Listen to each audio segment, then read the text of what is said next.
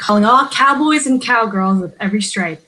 Tonight, we're getting into the true history of the American West. We're going to talk about life on the open plains and the real life stories of Bass Reeves, legendary US Marshal, and Cherokee Bill, one of the most feared outlaws of his day. This is The Writer's Journey. I'm your host, Lauren Moore, and with me is the fantabulous Kayleen Williams.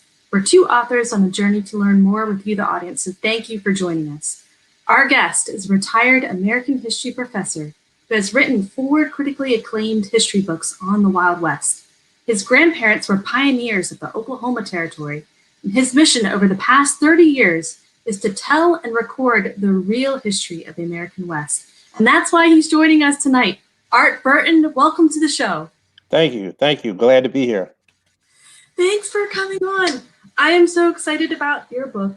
I heard about Bass Reeves a while back, and when I went on Amazon and I did a search, your book popped up immediately. Great. Black Gun, Silver Star. We'll be talking about Bass Reeves and another book you wrote on Cherokee Bill. So Right. thank you. Okay, very good. What first got you into the American West and being intrigued about the stories that made up the West? Right. Well, when I was a little kid, most of the programs on television were Westerns. And there was a lot of movies also at the movie theater. So we called it euphemistically Cowboys and Indians. And it was real big. And so I did that. And then my mother was from Oklahoma. And I lived in the south suburbs of Chicago in a little suburb named Phoenix. And every summer I would spend my summers in Oklahoma with my grandparents and my uncles and cousins and such. And most of my cousins and some of my uncles were into the rodeo. They had a black rodeo circuit in Oklahoma back at that time. And also had some females in the family that went to the rodeo too in Oklahoma. So it was very interesting because you didn't see blacks in Western movies or Western TV shows hardly at all. But when I went to Oklahoma, there was this large contingent of African Americans who were definitely into the Western motif, into the rodeo and owning cattle and horses like my relatives did. And I just thought it was very interesting. So I was really into it. And I started reading history books on the Wild West at the age of 11. That's when I first started reading about the Wild West. So you've definitely been in it. Right. For your whole life. Well, it was very interesting. When I started doing research for my books, it was almost like the Twilight Zone because I had grown up watching a Wild West that was fictitious. It wasn't the real Wild West. And so I had to go and visit the real West. And so that was very interesting because it's a lot different than the celluloid Hollywood Western. It was great. But I did have one part of my brain was like in the 20th century and one part was in the 19th century, and try to navigate that. So speaking of like the Hollywood, we already have a live viewer question. Why are Westerns almost always set in a desert setting? Just wondering, because that may or may not be a Hollywood shtick, That's true. I think a lot of times they did that for a lot of people that watched Westerns lived in these urban cities. And so the desert was an area that people weren't familiar with. And they liked the mountains or the rocks or the desert scenery that they could. And they shot like in Monument Valley. And they would have cattle, and there wouldn't be no cattle in Monument Valley because it's pretty much the desert.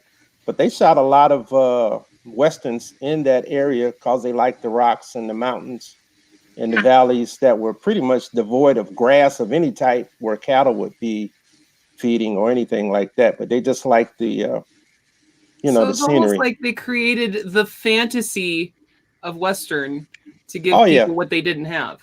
Exactly. That's what they did. Yeah. What are some other elements of fantasy that you found that differentiate Hollywood from the real West? Well, if you take a look, the bounty hunter, as Hollywood produced it, didn't exist. There was no independent bounty hunters in the Wild West. and they had TV shows like Wanted Dead or Alive, where these guys was an individual. Most time, bounty hunters were either gentlemen that worked for the Pinkerton Detective Agency, railroad detectives, or sheriffs or deputy U.S. Marshals who tried to add more padding to their meager salaries that they generally had. But there was no bounty hunter. So there's many movies that had this version of a bounty hunter, and that's a Hollywood invention. Interesting. So their like totally legal job has been shifted and changed into, this underground working of get the bad guys. Yeah, you have more bounty hunters probably today, in terms of what they do with the bail bondsmen than they did back in the Wild West. Period. Well, we had marshals. Marshals were different. They weren't bounty hunters, but what did they do? They generally worked in territories like the Arizona Territory, New Mexico Territory. They also worked in states, but territories were really big for them because there was not a lot of towns or counties, and so the federal government had jurisdiction over that. And so deputy U.S. Marshals then would have to go out and arrest felons and people who broke the law. The Indian Territory, was pre-state Oklahoma, and it was Indian Territory initially. Then they split it in half, and half was Oklahoma Territory and then Indian Territory. And deputy U.S. Marshals were very busy in both of those areas. And in the Indian Territories, where the majority of deputy U.S. Marshals were killed in the line of duty, currently there's probably been a little bit over 200 some deputies killed in the line of duty since inception, and over 130 of them were killed in the Oklahoma Indian Territories. It was a very dangerous area. It was really the Wild West. From my research, Hollywood hasn't, used it too much, except we look at Hang 'em High or True Grit. Those are based in the Indian Territory, but Hollywood has not really made many movies about pre-state Oklahoma. Man, that sounds like the true Wild West that everyone thinks the whole country was. It's like, nah, right here. Right. Right in the spot. It was only a couple of areas. If we look at the Indian Territory, that was very violent. And then I think El Paso in Texas was a very violent area for a long time.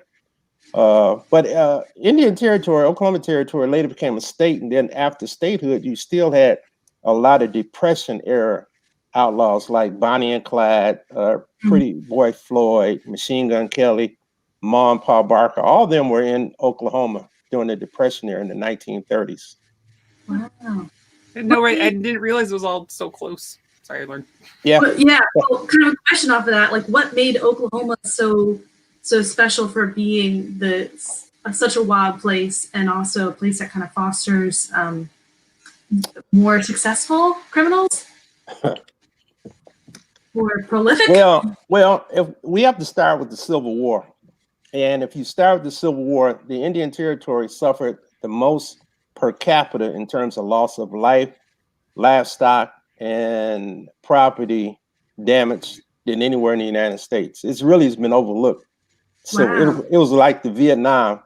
And so after the Civil War ended, the Indian Territory didn't have extradition treaties where you could extradite criminals to other states. And so a lot of criminals, due to the fact there wasn't a lot of towns, they would come in and find areas where they could hide. And the deputy U.S. Marshals or the Indian police would have to find these felons and get them out of the Indian Territory or arrest them for crimes committed. But also the Indian Territory had the most train robberies. It had the most stagecoach robberies. It was wild. It was really, really wild. Like every single crazy thing in the wild, wild west, that I've ever had in my brain. All of this is in Oklahoma. Right. I think my brain's a little blown right now. So it's almost like another trope. It's like, we're gonna run away to Mexico and they can't get us. So it's like that's like the Wild West Mexico is Oklahoma. Yeah, well, Oklahoma, when it was Indian Oklahoma territories, that was the last frontier in the lower 48. So even Arizona and New Mexico were territories for a long period of time, but they were more settled. I think it was very interesting because you had these Indian nations, And after the Civil War, the 5 civilized tribes had sovereign nations in the Indian Territory. So they had their own courts, they had their own legislator, they had their principal chiefs, and it was very interesting. This is generally not taught in schools, about It's the not. 5 tribes, and about. I went to high school in Oklahoma, and I didn't hear any of this stuff while I was in high school, and Wow. so then after they were moved, to the Indian Territory. If you have to go all the way back to Andrew Jackson, 1830, and they wanted to remove the Indians out of the Southeast. So initially, the Southeastern Indians had all of the Indian Territory, and then after the Civil War, because some of the Indians fought for the Confederacy, because many of the Southeast Indians had adopted white ways and had adopted chattel slavery. So many of them had slaves. And so at the end of the Civil War, the U.S. government decided to punish the 5 tribes, even though some of them had fought for the Union.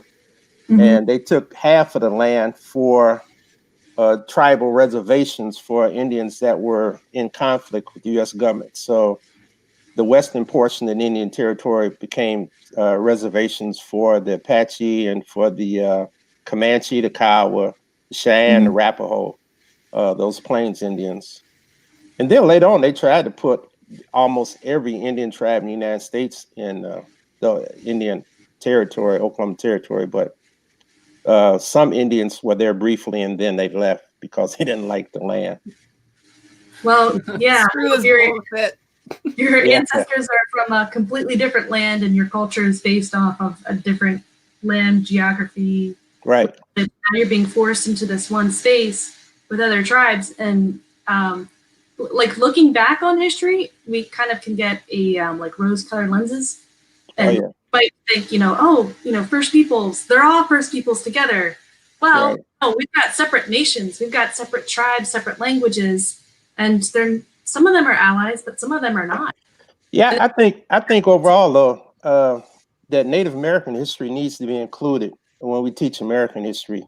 Like most of the states have Native American names, and then a lot of the rivers and the landscape have Native American names. And we need to know Native American history. I mean, a lot of the sports teams, like here in Chicago, we had the Blackhawks, and a lot of people don't know about Chief Black Hawk and about the struggle he had with the U.S. government. So it's a lot of history in Native American history that needs to be included. So before we move on to what I know is percolating in Lauren's brain mass right now, Ernest Marsh has a very important question. Very important question. Okay. What percentage of people were armed and wore gun belts? Because every Hollywood movie, they've all got their things and their pistols and their rifles. Right. Well, after most towns got settled, they weren't allowed to carry guns. Only the towns and settlements on the frontier were people allowed to carry guns. But once they got settled, now if you lived in the countryside, or you would carry guns. Even cowboys generally didn't carry guns per se while they worked. They might have had them on their person or their saddlebag, but generally they didn't carry guns on them. You see Hollywood movies where the cowboys are strapped, but that wasn't loaded up. Every single one of them. Common, yeah. So it's the towns that were on the edge of the frontier, or there was not many people in a town, you would find maybe a few people carrying guns around.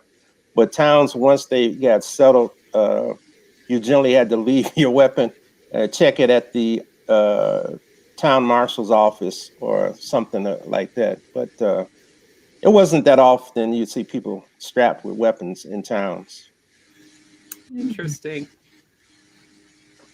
Yeah, you also mentioned, I've been thinking about women and the place of women in society. Right. I know that in other territories, the railroads were going through. You did mention that the railroad came through Oklahoma, but where the railroad went, towns were built up, and more women started populating those towns. And I know, women helped to start churches and schools and libraries and those sorts of things.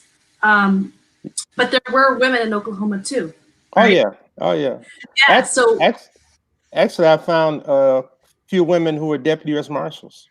what? Can you Nice. tell us Yeah. what? They don't teach us that in school. Yeah, check out my website, artburton.com, and I have a few articles. And I think a couple of the articles deal with women who were lawmen. Interesting. All right. All you authors out there, it is not out of the wheelhouse of possibility to write a Western or space Western with a female marshal. Get it? I just read about a woman who was a postmaster, and she also like protected her post with a rifle. She was pretty feared. She started out in a convent, but she left, and yeah, but she wasn't a lawman. No, well, there was people like Stagecoach Mary who carried the mail in Montana. She was an African American lady, got a big rep. She was a fairly large sized woman, didn't take no stuff. That might have been the lady. And she carried a mail, yeah, and she would carry a shotgun, you know. That's interesting. She didn't really work on a stagecoach. She carried the mail on a wagon, and she delivered it herself. But she, you know, she kept a shotgun handy in case she needed it. But she became legendary in Montana. Wow. Interesting. So we have some questions, and we've had Alex has been asking a lot about space cowboys. So we were going to ask, are you at all a fan of science fiction? Yeah, I don't know too much about space cowboys, but you know, there's been a lot of space movies I know I've seen where they have kind of taken the Western motif and put it into a outer space motif. It's been what are some motifs or tropes that you think would translate really well into a planet on the edge of the universe? What are the things you gotta have for that Western to ring true? I don't know. That's very interesting. I love it when we stump a guest. Well, you know, you have to have. I guess people don't want to follow the law, whatever the outer space law would be, you know, and then you'd have to have the enforcement of the law, and you know, the people on the edge of that would be the frontier, Right? You know, the outer limits of outer space, or wherever you're gonna have that.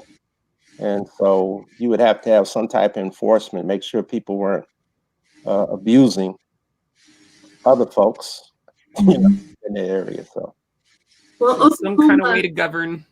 Right. Definitely a person or several people to enforce said rules, regulations. Right. And then if we're talking Oklahoma in space, yeah, you'd have them outlaws. You know, I don't think too much about fiction too much because I live too much in the historical, analytical type of realm of possibilities. But you know, it's fiction is just wide open. You know, you go everywhere with fiction. So when you start reading the stories of the 1800s, some of the stories are so crazy it sounds like they could be fiction. You're right, because truth is stranger than fiction a lot of times. And like when you start reading about those historical stories, it's very, very interesting. What's the craziest story truth that you've come across?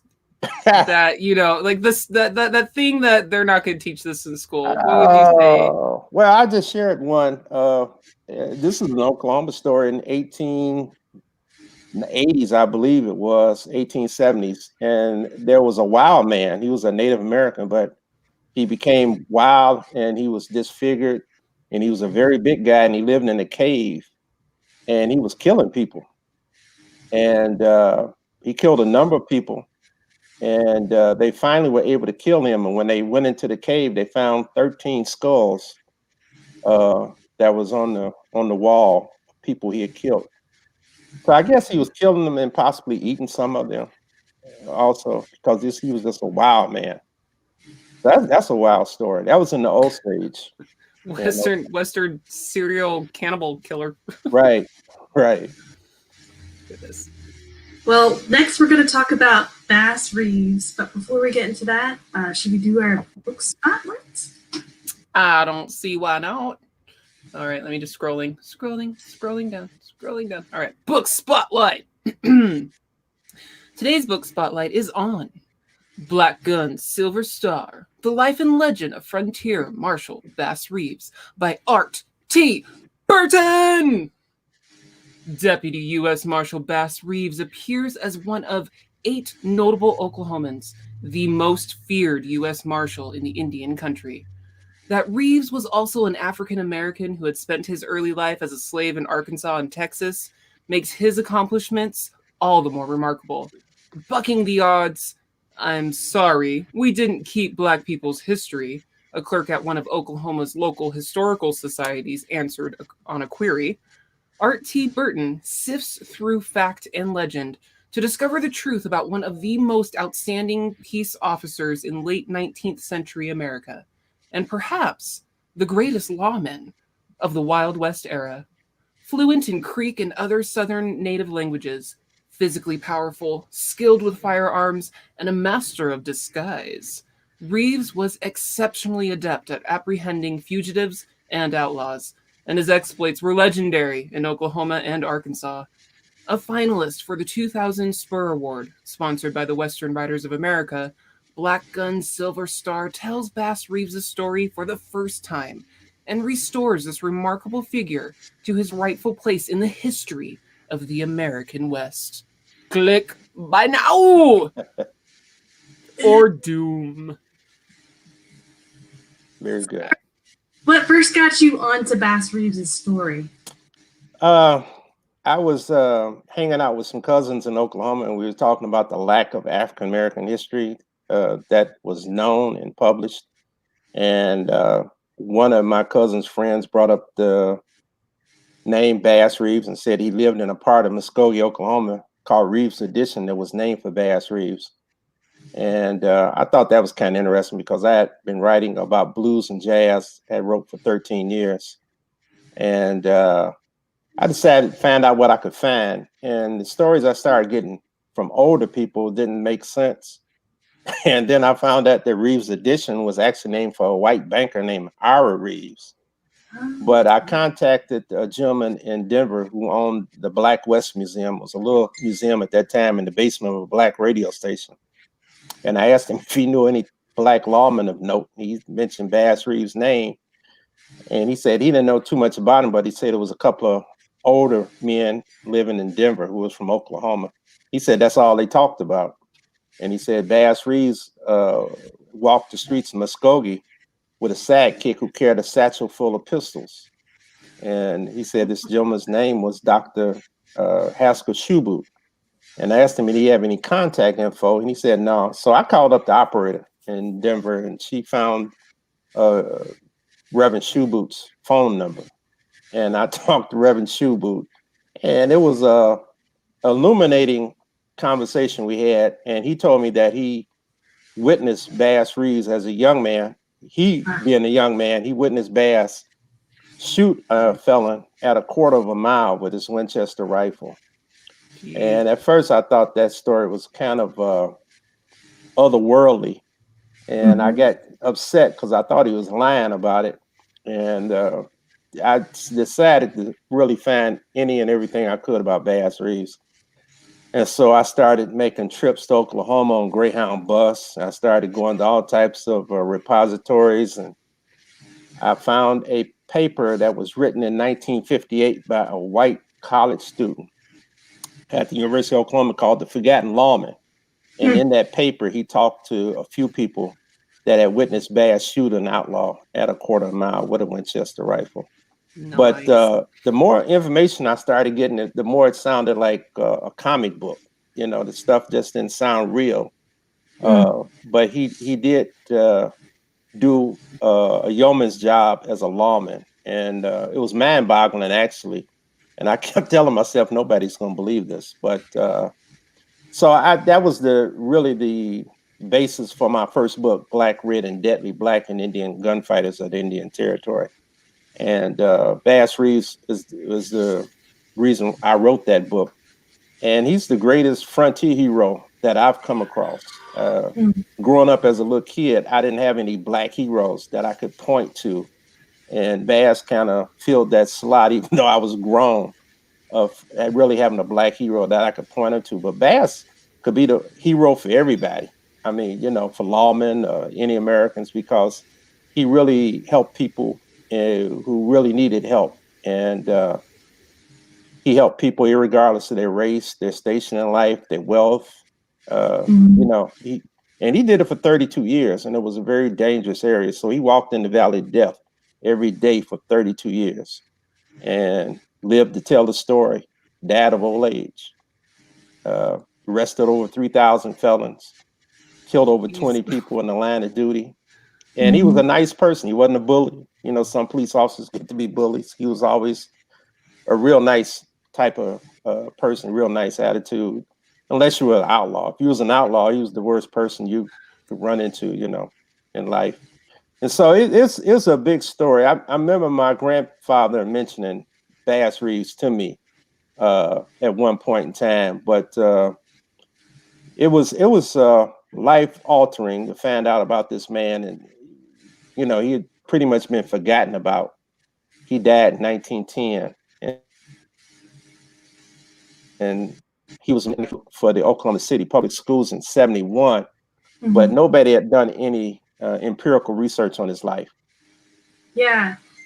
As a historian, it's probably very exciting to dig up a treasure that other people haven't really studied before, but also someone who's a hero, and a hero in a personal way for you too. Right. Yeah, I mean, and hopefully people will they put a statue of him up in Fort Smith, Arkansas. So if you go to Fort Smith, Arkansas, there's a statue. There's a brand new comic book on Bass Reeves that comes out. And so, he's getting real popular now. So I'm real happy about that. That I played a little small role in that happening is satisfying. The Lost Lawman. Love it. There's a story in that. There's a lot of work that needs to be done in African American history to bring back the heroes that were there during the Revolutionary War. Right. Or the Revolutionary War, and to make them known, because people are out there. It's just the work, the historical work, the scholarly work hasn't been done yet.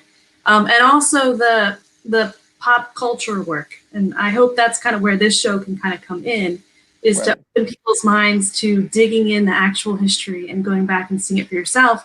One thing I loved about your book is that you don't have the definitive answers about necessarily where he came from in every single step of his journey. You found different answers from different sources, and you present them all. And then you just let the reader kind of put the pieces together and come up with their own conclusions and keep going.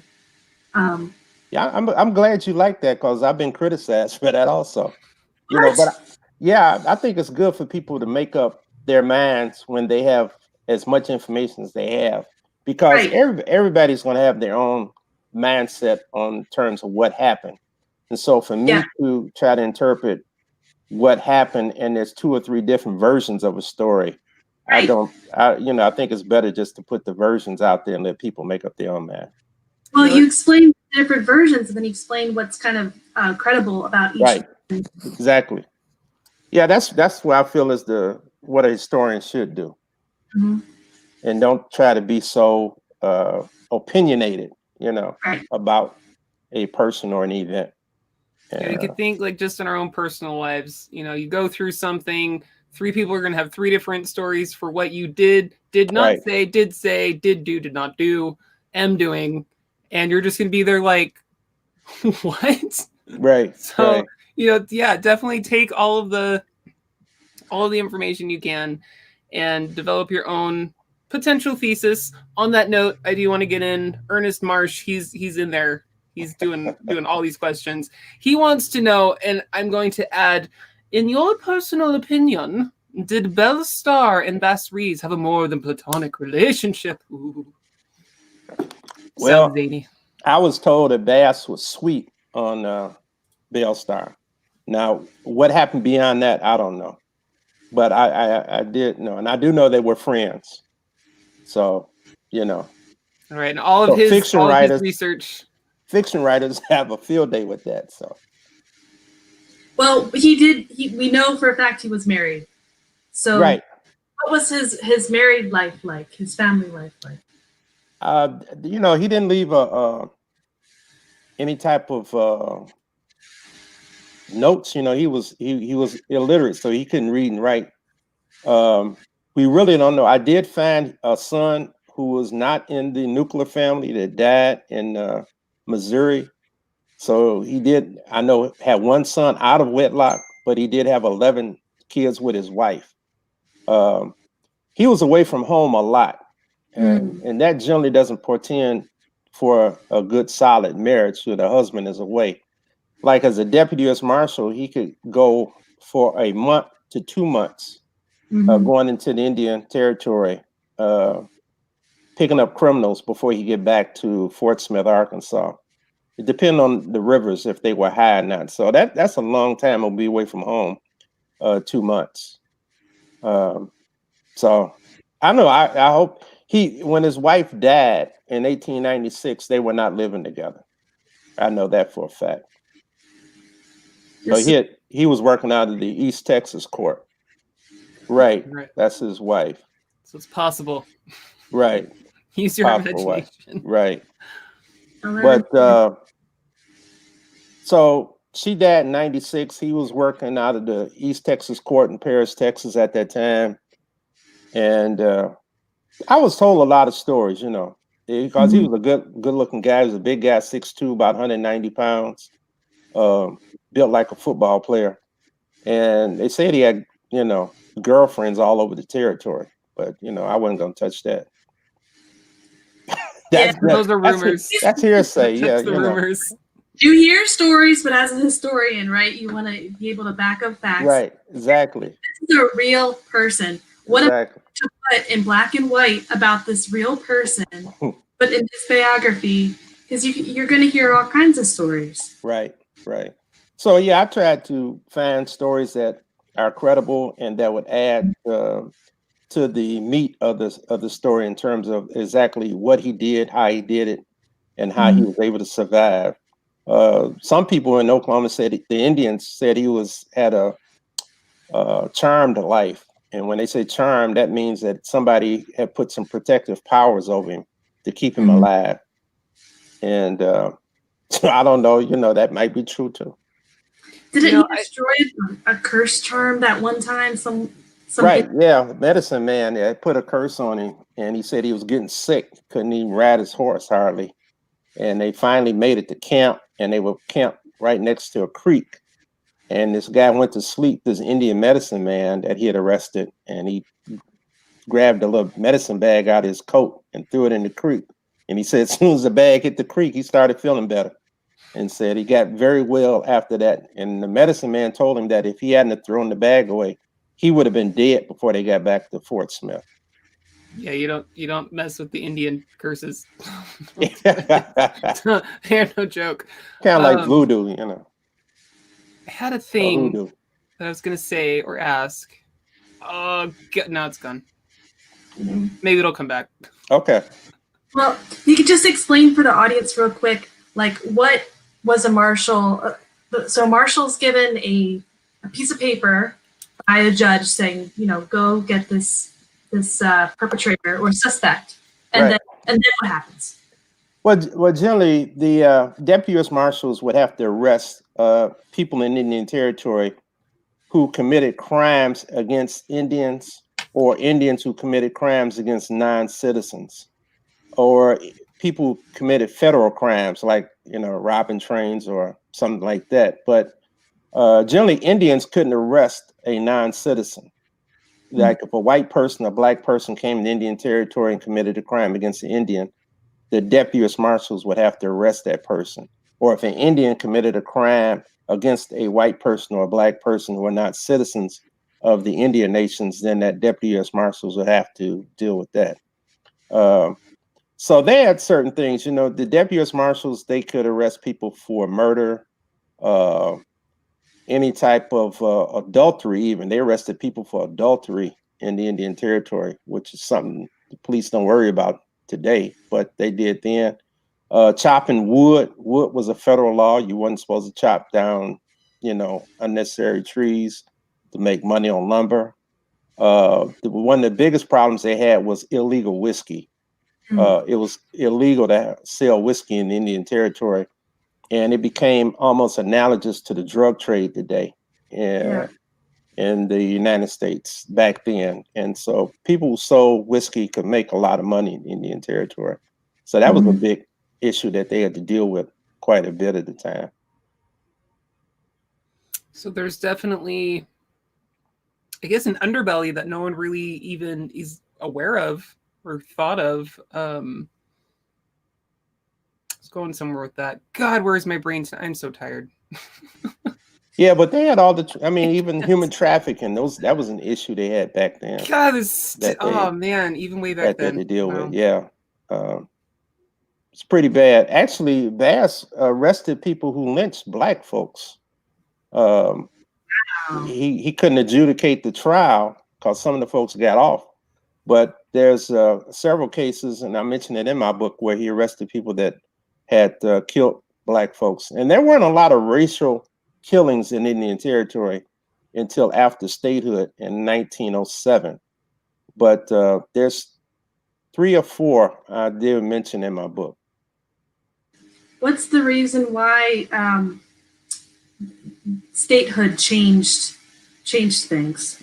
Well, what happened was around 1900, the Indian Territory naturally had a lot of Indians, and then you had a lot of Black folks that had came with the Indians. They were known as Indian freedmen. And so it was so much land that a lot of people started agitating for the land to be opened up for settlement, primarily white settlement. And so you had a lot of whites who came in illegally, and a lot of times they had to be escorted out by the US military or by the Indian police. The Indians did rent some land to whites who came in and who rented the land from the Indians. And then in 1889, they started what was known as the first of the 7 land openings in Oklahoma. And some of those, they had land runs. You probably seen pictures of people lining up the land and they were rushing. So the land was free, actually. There was free land. And so that was a great attraction for a lot of people. Now, that was not in the Indian Territory. That was what became the Oklahoma Territory. And so a lot of people started coming in, and a lot of the people, even though after the land opening started, a lot of the folks had criminal intent. And so it was a lot of activity. And so they didn't have any saloons in Indian Territory, but they had saloons in the Oklahoma Territory. And so the Oklahoma Territory basically became the western portion of what is now the state of Oklahoma. And the Indian Territory was the eastern portion of the territory. It was very interesting. The Supreme Court just here recently ruled that the eastern portion of Oklahoma is still Indian land. And I don't know where that's going to go, but that was very interesting ruling they just had. Yeah. That affect legislation and it's going to adjudication of trials, and people see, they have people in Oklahoma who are citizens of the Cherokee Nation, Creek Nation, various tribal nations, and they even have their own license plates. So they won't have an Oklahoma license plate. They have a Cherokee Nation license plate or Creek Nation license plate. So those type of things are going to have to be handled, I guess, by Indian tribal courts and crimes also. Now, it'll probably be some type of a cross jurisdiction or some type of agreement with the state of Oklahoma, but it's going to be very interesting this going forward, how that's going to work out. So they kind of wanted the Indian nations to have some autonomy over their own people and their own culture. Right. That's where it was before statehood. And the U.S. government took that away as it moved more and more towards statehood. But yeah, the Indians had their own courts. They had their own police. They even executed people who committed crimes who were their citizens during the territorial days. And the Indian police, for the most part, was known as the Light Horse. And that was a name that was borrowed from, Lee, General Lee's father was known as Light Horse Harry Lee, and Indians borrowed their name in the Southeast, and they started calling their police the Light Horse Police. That was before they were removed to Oklahoma, the Indian Territory. But yeah, it's very interesting. The Cherokee Nation has recently turned their former prison into a museum. So if you go to Tahlequah, Oklahoma, you can visit the Cherokee National Prison Museum. And they even have the gallows that have been reconstructed where they hung people that you can visit and see. You know, bringing back up the mention of, you know, what we're taught in school.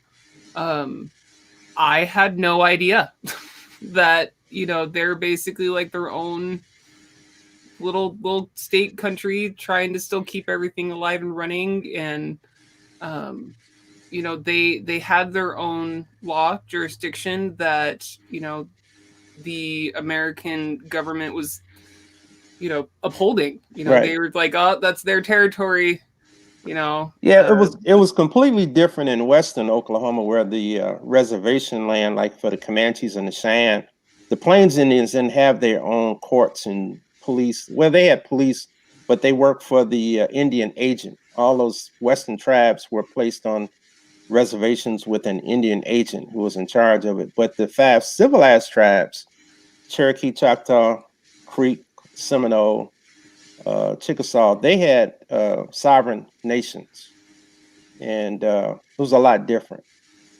I just find this fascinating because, you know, I remember a few times having, you know, the western part of history in school, and here's about the Indians, and none of this was ever mentioned. Right. It's not taught in school. It's sad to say, you know, as I mentioned earlier, that a lot of Native American history needs to be taught in school. Oh yeah. But it's not. And it's just like a lot of African American history needs to be taught in school also, in terms of enlarging our knowledge of U.S. history, who we are as a nation. And, you know, it actually, the more you find out about people, you have greater appreciation for people. If you know nothing about a person's history, you tend not to respect them. Yeah. Well, and then the other thing is, history is so deep. History is deep and varied, and the more we can get our students to kind of dig in for themselves, just like you did with Bass Reeves, right, and see what's there and find out, you know, and report back, that can open up big doors for them. Now, it sounds like you're saying that the different nations have their own government, but criminals aren't necessarily sticking to their own region. So you've got Black people, white people, Indian people living in the same area, kind of forced in the same area, and the governments are trying to kind of keep each other separate, but that's not how people live, right? So in the end, we've got the Marshals coming in to Indian Territory, and they're, you know, it takes weeks for them to get there, and then weeks for them to bring the suspect back. Right. And in this case, we've got Bass Reeves. He's a Black man, and he's going in to arrest whoever he's being sent to arrest. And that might be a white man, that might be an Indian man. What was that like for Bass Reeves to be going in and arresting white people? Well, I can tell you that white people generally didn't like to be arrested by Black deputy US Marshals. Bass was one of about 50 African-American deputy US Marshals that worked the Indian Oklahoma territories. So they didn't like it, but they had to deal with it. And Bass arrested a lot of white people. Like, he arrested a lot of Black folks and a lot of Indians. It was pretty much a good cross section, but he did get some flack, and it got worse as it moved towards statehood as the years went on. He probably wasn't arresting as many white people after the turn of the century as he was previous to that. But no, they didn't like it at all. But he did it because that was his job. That was a really dichotomy, because in surrounding states like Arkansas and Texas, Black people was living under real strict Jim Crow laws. There was no Jim Crow laws in the Indian Territory. Actually, it was a white family I came across. I read about them, and they moved into the Indian Territory from Texas. And the young girl who was interviewed in the 1930s said, "We were shocked to see a Black man with a Winchester rifle and a brace of pistols," because she said, "We never see Black people with arms like that in Texas." So He was a deputy U.S. Marshal, but it was just it was a big dichotomy between the Indian Territory and surrounding states, especially what black men could do and had the power to do. So I'm curious because you've mentioned it a couple times that this turn into statehood, like what exactly, unless you have answered it and I've just completely I probably did. But that, do you know what I'm trying to ask? Yeah, at statehood, the first laws they enacted were Jim Crow laws. So they segregated the phone booth and they segregated the eating establishments. Things, Jim Crow was just strict segregationist law. And so that's others, just when all that segregation started to really pop well, up. They are there. I mean, they already had it in Texas and Arkansas and states in the South, but the Indian Territory didn't. Actually, the Indian Territory, there were some black people who were agitating for Oklahoma to become a black state. And there was some folks agitating to become an Indian state. They wanted to take the eastern portion of Oklahoma and turn it to the state of Sequoia, which would have been a Native American state. But that didn't happen because whites had moved in such superior numbers that those type of things were voted down. And so, but yeah, Jim Crow was pretty bad in Oklahoma, and they didn't have as bad of racial violence as some of the other states as Texas had. But the Jim Crow was in place until the 60s in Oklahoma. Yeah, but it's not just Oklahoma and around 1900. A lot of these Jim Crow laws are popping up around the South, but in America around this time. Whereas right after the Civil War, and you think like that's when America's at bleeding the most. We've just torn each other apart in this awful Civil War. Thousands of people died. Right. And yet you see Black people in the South getting elected into positions of power, becoming senators, becoming representatives, going to Congress. And that was happening for a couple decades. Yeah, that was the 10-year Reconstruction era, around 1867 to 1877. That was like a 10-year period, and that was like the golden era for African Americans, where you had all these Black politicians getting elected, and great progress being made in the United States. And then Rutherford B. Hayes was elected president, and he pulled the troops out of the South, and he struck a deal with the Democrats, who were racist in the South, and the old land barons who had owned the big plantations prior to the Civil War. They took back the political power in the South. And so people say the North won the Civil War, but the South won Reconstruction. And then after they won Reconstruction, that's when you had all these people from the South start writing these narratives and these stories like Gone with the Wind and trying to glamorize and glorify the antebellum South. But also, too, we didn't talk about Cherokee Bill. I have a new book out, Cherokee Bill. And Cherokee Bill was probably the greatest outlaw in the Wild West. He's analogous to Billy the Kid.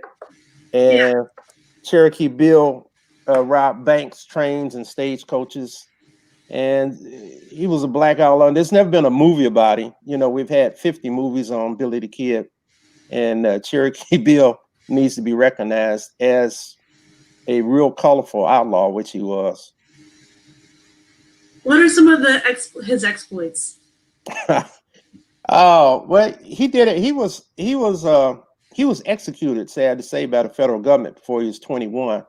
But he rode with a gang called the Cook Gang in the Indian Territory, and then they split off, and he had his own gang for a while.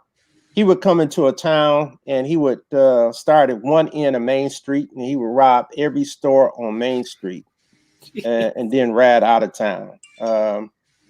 He loved to have shootouts with the Marshals. He was very good with the rifle and pistol. They say he could make a Winchester rifle sound like a sewing machine. And, there's a Western on television called The Rifleman. And I wonder if they borrowed that from Cherokee Bill. He said he didn't do that for accuracy. He would shoot from his shoulder for accuracy, but he would brace the Winchester rifle up against his knee, and he could work it pretty good. But he was a fairly good-looking guy. He wasn't scared. Even when they executed him, they asked him if he had something to say. He said he didn't come there to make a speech. He came there to die. So let it get on with the killing business. Man, those are like some of the most epic last words ever. Do you have any last words? I didn't come here to talk. Right. Came here to die. Yeah. He was a heck of a fella. So he was very similar to John Dillinger, in that Dillinger had about a 12-month reign, and Cherokee Bill, his reign was about 12 months also, but he stacked a lot into that 12 months. And so that's what my book is about, stuff he did within that period of time. And it's fascinating. He was a cowboy. He was actually a black cowboy that became an outlaw.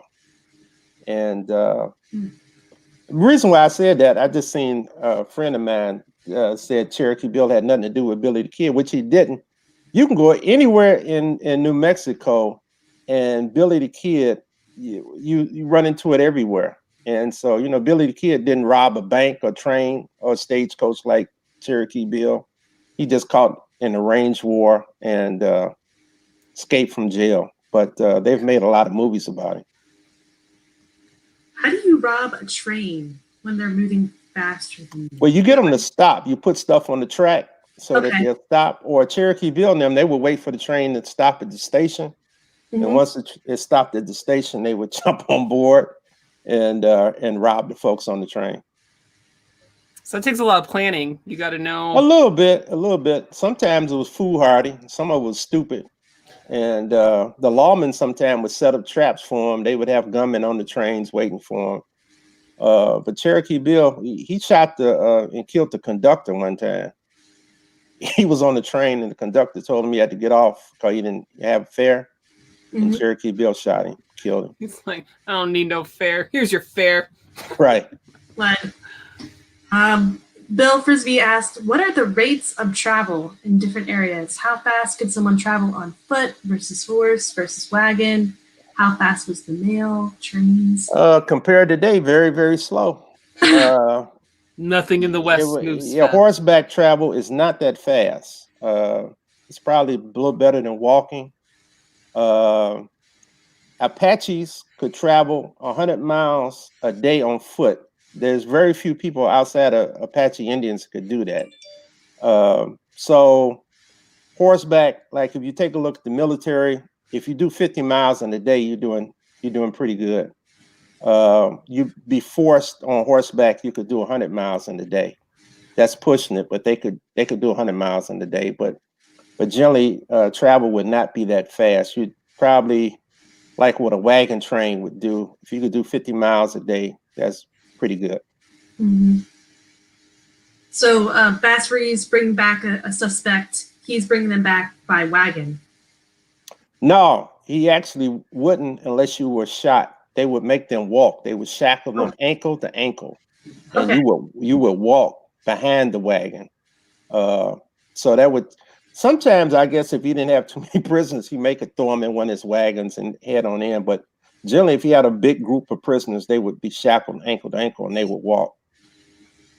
So he would take on multiple prisoners back and make them walk. And how would you hold the peace?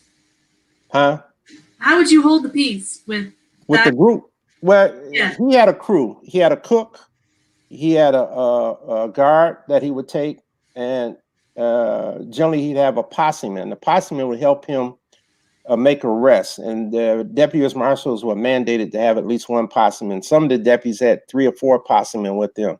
Bass generally took one with him, but the guards were responsible for watching the prisoners, and that's what they were paid to do. Then you would pay a cook, and sometimes the cook would double his duty as a guard also. And they generally had 1 to 2 wagons when they went on these trips into the territory. So there's something that I think Hollywood gets wrong a lot. These bounty hunters that are not really bounty hunters, they're marshals or some kind of legal lawmen. Right. They're not out there doing it all by themselves. They've got their team. They've got their little legal posse helping Right. them out, gathering up the bad people. So Right. Yeah. Hollywood has never shown the real West. I mean, I'm waiting for it to happen. Um, I hope it does happen, but it's never been shown in movies or television. what's one bit, because we are at the end of the hour, but what's like one bit of like this real West that is completely missing from the Hollywood scene that you really feel, that's what anchors the West? Well, the real West was very diverse in terms of the various racial groups: African Americans, Native Americans, Mexican Americans, Chinese, whites, various European ethnic groups. It was very diverse, the frontier, and Hollywood has never captured that, the diversity of the real Wild West. And all those different groups made a contribution to the West. The whole concept of the cowboy, in terms of a lot of what he did, came directly from Mexicans. Native Americans, a lot of them became cowboys. It was very diverse. I mean, Chinese were all over the West, as into laundry or, doing various jobs. Some of them worked the railroads as they moved west. If you go to some of the towns, some of the best gamblers were Chinese. It was very interesting. But it's a lot of history that needs to be told. And women played a big part in the West. That women did a lot of things that need to be talked about and told. The school teacher out on the prairie, one woman holding down the school. Right. All the kids from the territory coming in. Yeah. Yeah.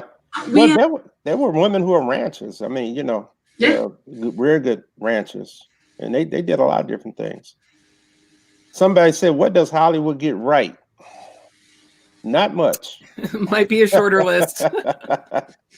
I don't know. What does Hollywood get right?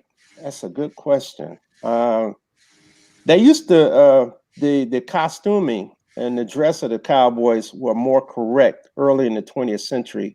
By the time World War II came about, they started changing the look of the cowboy quite a bit, and even some of the gear they wore. Like the guns and the gun leather was more correct early in the 20th century, and they started getting it wrong. So it's a lot of different things. I don't want to get too technical here, but even the hats, I just think it's funny that you're like, well, in the 20th century, they got the guns right. It always comes back to the guns. Yeah, well, that's part of the West is the guns. You got to understand the guns. I had to learn the guns. But even like out in space with our military sci-fi writers and everything, it always comes down to the guns. The guns. It's like, what's the one thing that irritates you the most? Trigger discipline, and they don't know clip from a magazine. Right. That just tickled me that you're just we are a gun nation, for what it's worth, and there's some bad parts to that and some good parts to it. So, but yeah, the West was a gun land. Ethan, didn't Hell on Wheels get diversity pretty quick? Somewhat. Yeah, they somewhat showed the diversity correct, but the storyline and the historical veracity of Hell on the Wheels is not that good. So, you take the good with the bad. The diversity was good, but the storylines and the historical accuracy on Hell on the Wheels is not very good at all. My goodness, they heard we're at the end of the hour and they're just throwing out all the questions. What is your favorite Western movie? Oh, man, I got a lot of Western movies I like. Probably thematically, one of my favorites is Last Train to Gun Hill. Not for the historical accuracy of the depiction, but for the storyline. I thought it was a very good storyline. You just tickled all of the writer and our author hearts. Yeah, I like recently it was a movie called Appaloosa, about a town called Appaloosa. I thought it was pretty good. I'd have to really think about that. Hombre with Paul Newman. I like that a lot. That's a very good movie. It's not a lot of, and then Ozana's Raid is probably the most historically correct Hollywood movie made on the West. All Silence Rating. That's a movie about the Apache Indian Wars with Burt Lancaster. They got one, everybody. They got one. All right, and closing out this store, Make Me No Grave might have nailed it. I know, yeah. Never seen it. Sorry. We had lots of questions about Bass Reeves. We can't get to them all, but there's way more. There's the story of Benny, his son, accused of murder, and Bass Reeves, the dad, went in to bring his own son in. We didn't get to touch on that. Yeah. Darren also asked any info on Bass's final resting place. I don't think that was in the book, so. Yeah, I was going to close it out with that one. I was like, so in the last perfect question. Well, from what I know, Bass is buried at Peters Chapel Cemetery, which is across from Peters Chapel on Fern Mountain Road, west of Muskogee, Oklahoma. All right. Well, y'all heard it here. Thank you so much, Art, for my coming on, sharing all of your knowledge, and, you know, my mind's blown a little bit. All of my perceptions are just like so much more to learn. Very Love good. It. All right, so y'all remember Black Gun, Silver Star, the life and legend of Frontier Marshal Bass Reeves. Buy this man right here. All the info you could possibly need. What did I call it? I had an epic name for anyway, I'll probably think of it after we close out. Back down to here-ness. And I didn't check where we're at to our 1,000 subscribers for the year, but I know we're like this close. So everybody out there, if you're watching, listening, and you haven't clicked in the YouTubiness, the little subscribe and dinged the bell, go ding it. Go subscribe it. Get us to the 1,000 mark because we love you and we want to give you all the shows, all the content.